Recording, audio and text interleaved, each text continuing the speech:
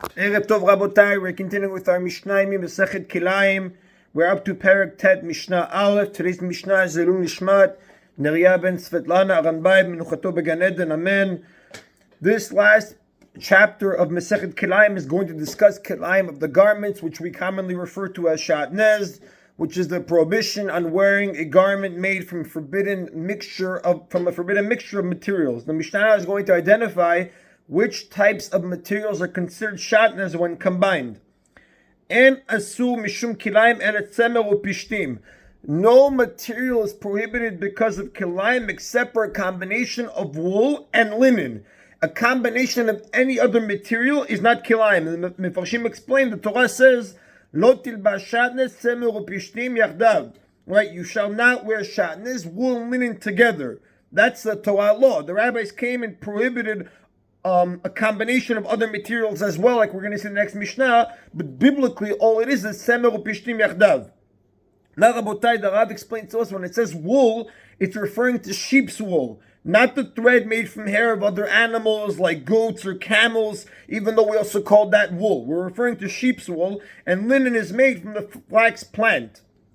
Now, once we taught that shatnez is only applicable to wool and linen, the Mishnah is going to say other laws that specifically apply only to these materials. No materials can become tameh through negaim, tzarat, except for wool and linen. And the Mefarshim explain, negaim or tzarat is a type of tumah that the Torah speaks about in Sefer Vayikra, chapter 13 to 14. Now, what is it? What is it? It happens, it results when a certain spot appears on a person's skin or a garment or the wall of his house. When we say in the context of a garment, tzarat occurs when a type of green or red spot appears on a white garment. But only if the garment is made of wool or linen. If it's made of other fabrics, it cannot become tameh with tzarat. En ha-kohanim lovshin l'shamesh b'bet Hamikdash Eretz Upishtim, and Kohanim do not wear for the avodah in the Bet Mikdash, the service in the Bet Mikdash, any garment except for those made of wool and linen. Now, the Mefarshim explained to us that when the Kohanim served in the Bet Mikdash, they were required to wear a specific set of garments that the Torah speaks about: the ketonet, which is the tunic, the michnasayim, the trousers, the mikbat, the turban, and the avnet, the belt.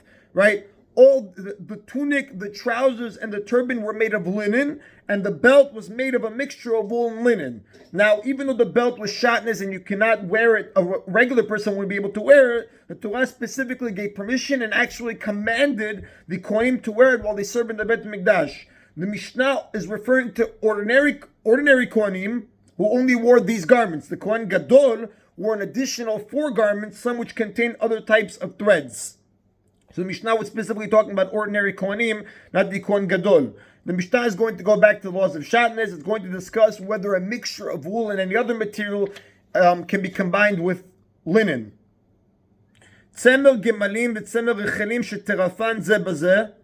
Camel's hair and sheep's wool that someone blended together.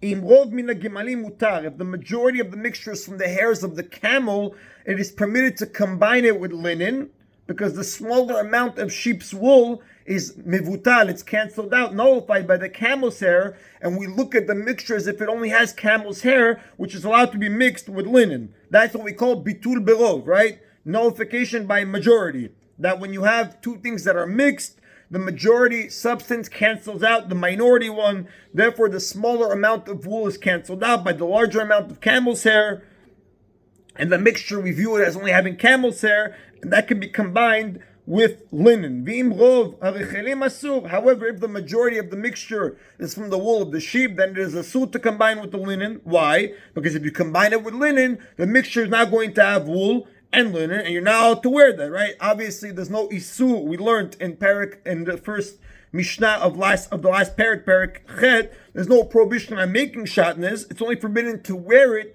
or to cover oneself with it. That's what the Mishnah here meant when it said that if a majority of the mixture is from wool, it is forbidden. What does it mean it's forbidden? It is forbidden to wear them.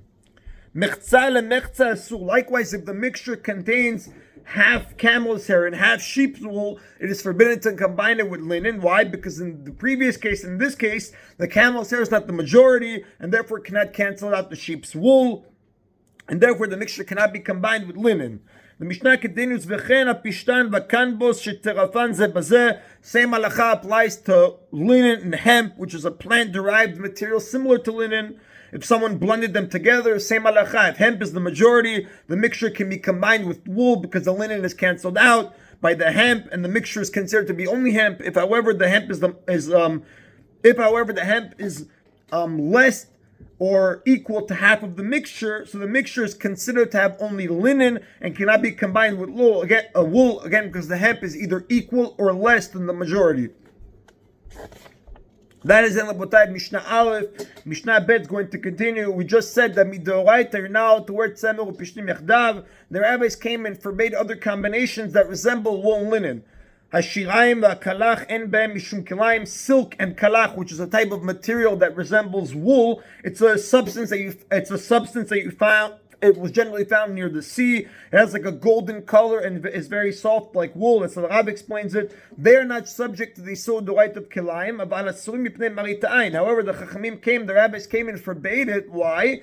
Because they give the appearance of Kilayim, of wrongdoing. Since silk looks like linen, it cannot be combined with wool because people will think that's shadnez. And likewise, kalach, which looks like wool, cannot be combined with linen. For the same reason, you cannot wear a combination of silk and kalach. So all three, silk with linen, silk with wool, kalach with linen, or silk with kalach cannot be worn because it gives the appearance of shatnez. Now the Torah says that a person cannot wear shatnez and he cannot cover himself with shatnez also, because if you look at the Mevarshim, the Torah repeats the Isur of shatnez twice. First of all, it says beged kilayim shatnez lo ya'aleh alecha, a garment of kilayim shatnez you cannot bring it upon you, and it says lo tilbash shatnez elo b'shtim machdav, you're not allowed to wear shatnez. Therefore, we learn from the Torah you cannot cover yourself or wear shatnez, right? So the Mishnah says it's going to discuss whether a person can sit down or lie down on the cushions or mats that are shatnez. Hakarim v'aksatot en behem mishum kilayim, mats and cushions made of a mixture of wool and linen are not involved. They're not subject to the isur of kilayim. Therefore, a person can lay down or sit on such a cushion or mat. However, it's only provided that his skin does not touch it, meaning you have to be fully dressed so that your skin does not come into contact with the mat or the cushion, because even though the Torah permits a person to sit or lie on shatnez, the Chachamim decreed that a person is not allowed to rest his bare skin on the material out of concern that the loose thread might get wrapped around the skin, covering him with shatnez, which we said, lo ya'aleh alecha, you cannot be covered by it. Now, because the reason they were afraid is because Mefarshim explained, mats and cushions, they often fray and the threads hang from them, so it's very likely a loose thread will curl over a person's skin while he sits or lies there, and then it's lo ya'aleh alecha, it came upon him.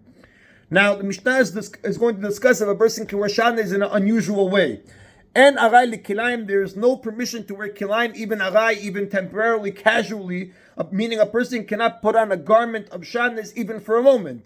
Normally, a person is not allowed to wear a garment of kilayim even on top of 10 other garments. Even for the purpose of evading the tax. And the Mefarshim explain that they used to have that a merchant transporting garments, he was usually charged for the amount of garments that he had for tax, that he wasn't wearing it, he was selling it. Therefore, they would try to wear as many garments as possible instead of carrying them to avoid the tax. Because, again, the Mishnah is not talking about a case, just to point out, Rabotai, the Mishnah is not talking about a case of a legal tax collection. That would be a suit to evade. The Mishnah here specifically is referring to a case where the tax is being collected illegally. For example, the officials are collecting the tax, the person collecting it, he's not authorized to collect it by the government. He's just a random person that says, I want money, as if it's a tax, and he keeps it for himself. Because if he was a legitimate tax collector appointed by the government, it would be a suit to evade the tax, because the halakha is a person has to follow dina de machud dina, the civil laws of the government that he is ruled by, whether it is a Jewish government or not a Jewish government. That is how the Rav specifically points it out.